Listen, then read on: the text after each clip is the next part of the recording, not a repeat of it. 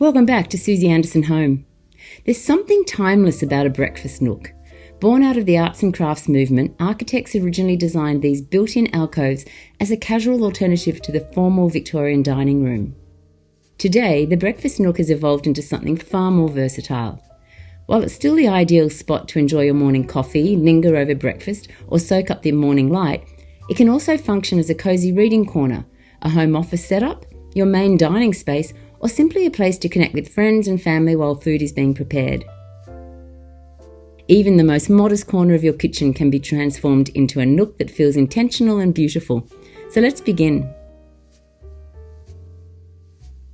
Architectural features and layout. The first step is assessing your space, allowing the existing architectural details and layout to guide you to exactly where your nook can be. For example, a corner is a classic configuration. A built-in or freestanding banquette anchored to the angle of two walls creates a sense of enclosure and intimacy.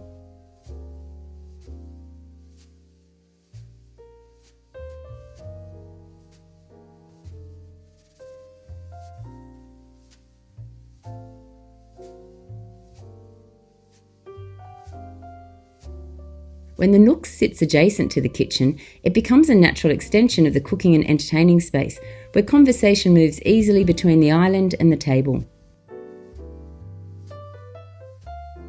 A bay window is a wonderful opportunity to apply the principle of radial balance, where everything flows outward from a central point.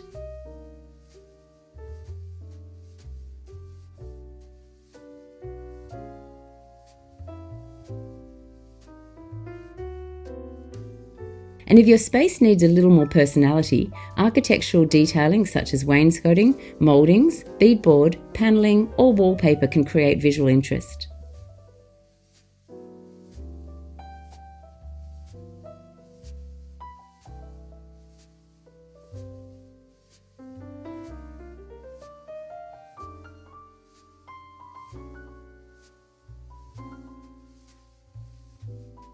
The colour palette. Next, one of the most effective ways to make a nook feel like a seamless part of your room is through colour. Carrying a tint, tone or shade from the kitchen or adjoining space into the nook through a cushion, artwork, decorative object or upholstery creates an instant sense of cohesion. At the same time, contrast is what keeps the space feeling dynamic. We recommend the 60-30-10 principle as a useful guide. 60% anchored by a dominant colour, typically seen in your walls, floor or largest upholstered piece. 30% in a secondary colour that supports and complements through the furniture, textiles or cabinetry. And the final 10% reserved for something unexpected. A metallic accent, a deeper hue or a bold pop of colour that adds an element of surprise.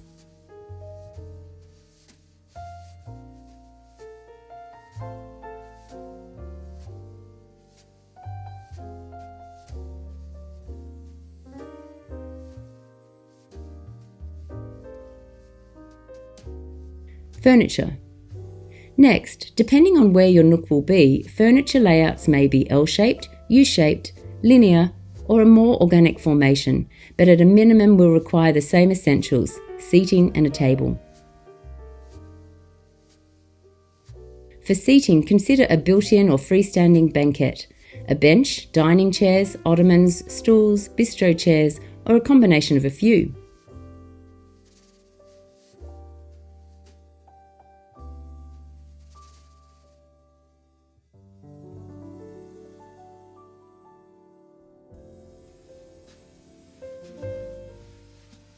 Upholstered pieces add softness and a streamlined feel, while timber, cane, slip-covered or metal frame chairs bring a more relaxed feel.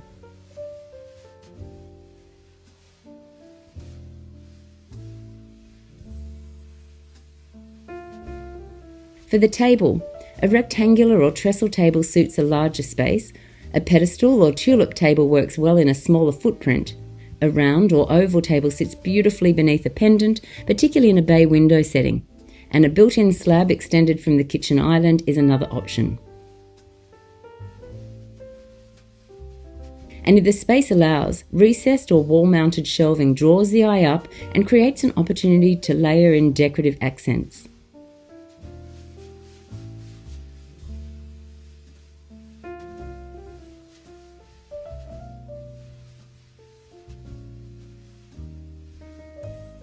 Textiles and materials. Next, textiles are one of the most impactful ways to soften a space, adding warmth, texture, and a lived-in feel. Starting with the windows, soft flowing curtains, plantation shutters, Roman shades, roller blinds or cafe curtains all work beautifully in a nook setting where there is a window. The goal is to diffuse harsh sunlight while allowing natural light to filter through.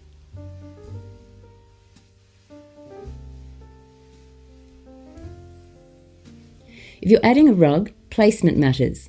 As a general rule, it should extend at least 60 centimetres beyond each side of the table so chairs can move freely without catching the edge.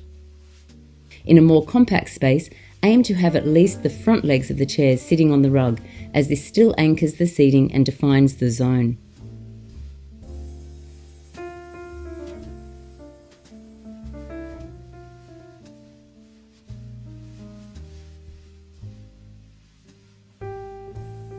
For upholstery, cushions and soft furnishings, consider linen, cotton, wool, leather or performance fabrics depending on how the space is used and by whom.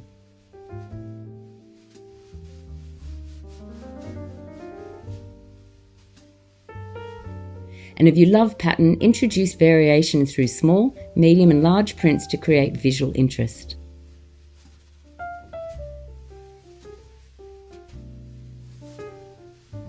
Lighting. As always, layered lighting is essential. However, since the breakfast nook is typically one zone with a larger kitchen or open plan space, it doesn't need to carry all 4 layers on its own. What it does need is at least one primary light source to anchor it. An overhead pendant or chandelier above the table is the most natural choice and helps define the zone, while wall-mounted sconces or swing arm lamps are a wonderful alternative.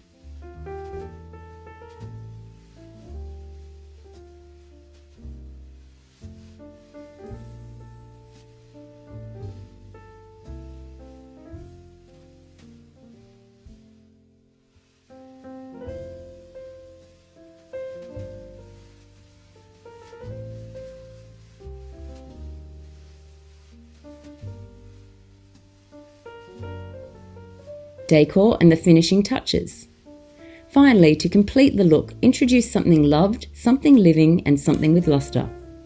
Something loved might be an eye-catching vase or vessel, a statement artwork or gallery wall, a decorative bowl or tray, rattan tableware or beautiful table linens.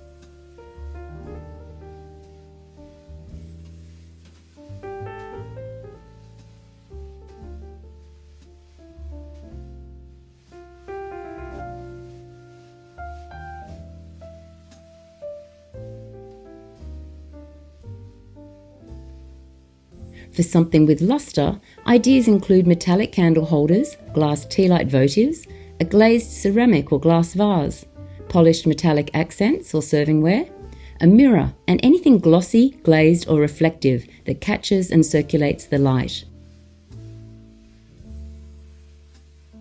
Lastly, something living includes fresh flowers, greenery or trailing vine, tall reaching branches, a bowl of fruit, faux florals or other seasonal touches that bring freshness and vitality to the space.